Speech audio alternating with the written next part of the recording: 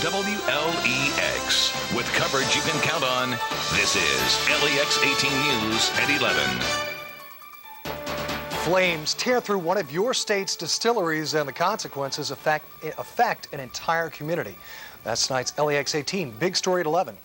Good evening, I'm John McGary. We will join Nancy Cox in just a second. It started with 3 workers hearing what sounded like an explosion. Minutes later, an Anderson County warehouse was being leveled by flames, and an entire community's water supply was put in jeopardy.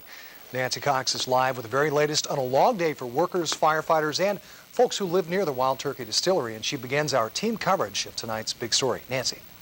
Well, John, behind me you can see one of the warehouses here at the Wild Turkey Distillery still burning 7 hours after the fire started, and we're told it could be burning for the next 3 to 7 days. Now, what we had here today was essentially a 3-pronged crisis: the warehouse fire itself, the possibility of that fire spreading to a nearby water treatment plant, and the potential for runoff from this fire contaminating the Kentucky River.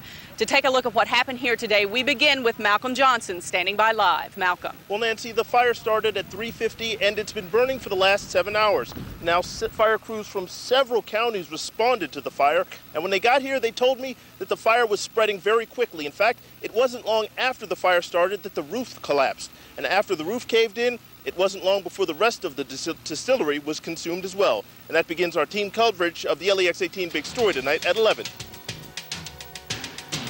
We had been planning for such a disaster as this for 20 years in this county because we fully understand this was the worst place you could have a disaster in Anderson County. Firefighters say these 100-foot flames are the result of 12,000 55-gallon barrels of aging bourbon catching fire. With that much alcohol and fumes and stuff, you never know when it can ignite. Bourbon poured down from the distillery like liquid fire, making things even worse. The fire that's running away, you can't see. Yeah, it caught trees and everything else on fire, and all the way down through the overflow there. Knowing that they couldn't extinguish the fire, keeping it from spreading became the top priority. We've also got fire department working down at the river to make sure it doesn't spread any further than what you see. The building was already on the ground, and all we had to do was be on the defensive mode and try to protect the other building and the Lawrenceburg water treatment plant. Now at this time, fire officials still don't know what started the fire. Firefighters are hoping to get some help from Mother Nature tonight in the form of rain. They say if they don't, the 400,000 gallons of bourbon that's fueling this fire could end up keeping it burning for the next several days. Covering the news live in Anderson County from the LEX 18 Mobile Newsroom. Nancy, back to you. All right, thank you, Malcolm. And speaking of fueling those flames, you can certainly see that the wind is picking up here in Anderson County, and anyone can tell you that can't be good for this situation. Of course, there was more at stake here today than just a warehouse. As we said, the water treatment plant was just down the hill from this warehouse, and now the city's water supply is threatened. For more on that, let's go to Tami Kimball.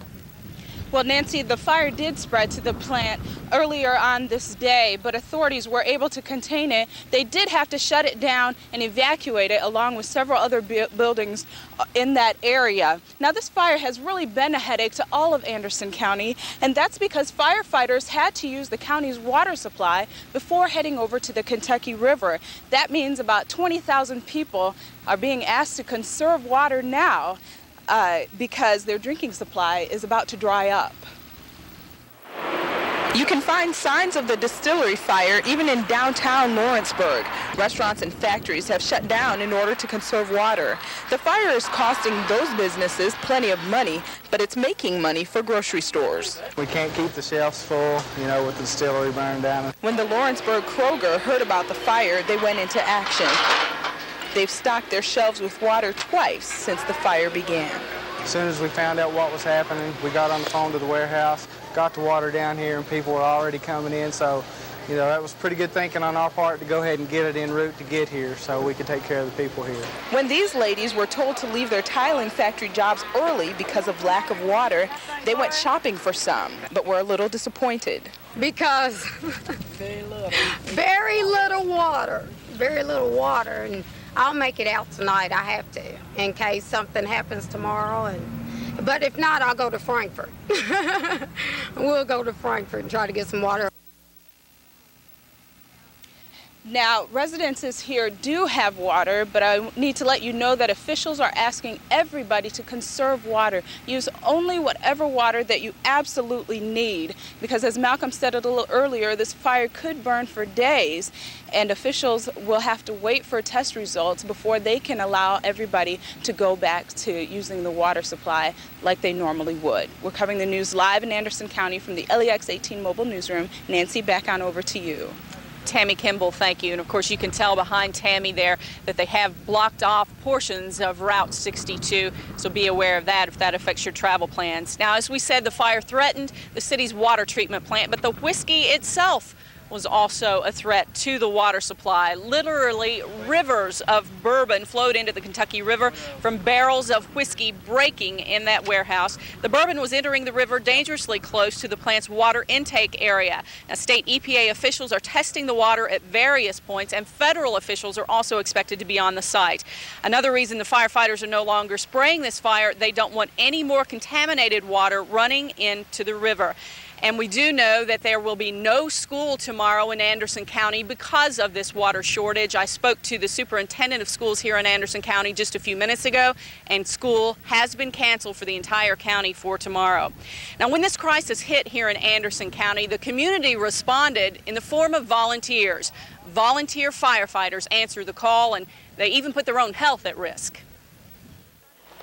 Sundown doesn't bring an end to the fire, but it does bring relief. They're just watching it burn now. But earlier, 75 firefighters from 2 counties battled this fire for hours. At the fire's peak, the temperature outside was 84 degrees, creating an inferno inside the fire suits. Hot enough that you can't grab your coat from the outside without your gloves on. Alcohol burns with a clear flame, and you don't know it until you feel it. 2 firefighters were taken to a local hospital. We had a couple of guys overcome by the heat, naturally. You get a lot of guys all working hard. Another 10 to 12 were treated on the scene. Didn't lose as many as we could have, but it was a significant factor in this. Now, Mr. Ritchie says his crews are trained for these situations to avoid hyperthermia. He says they try to keep in the best physical condition as well as remembering to drink plenty of water. So he says the damage out here today certainly could have been worse. The good news in all this, no serious injuries reported at this point. Now, fire crews and EMS crews are expected to be out here most of the night, and we'll bring you the very latest on this fire beginning tomorrow morning on LEX-18 News at sunrise. For now, reporting live in Anderson County from the LEX-18 mobile newsroom, I'm Nancy Cox. Back to you, John. Thank you very much, Nancy.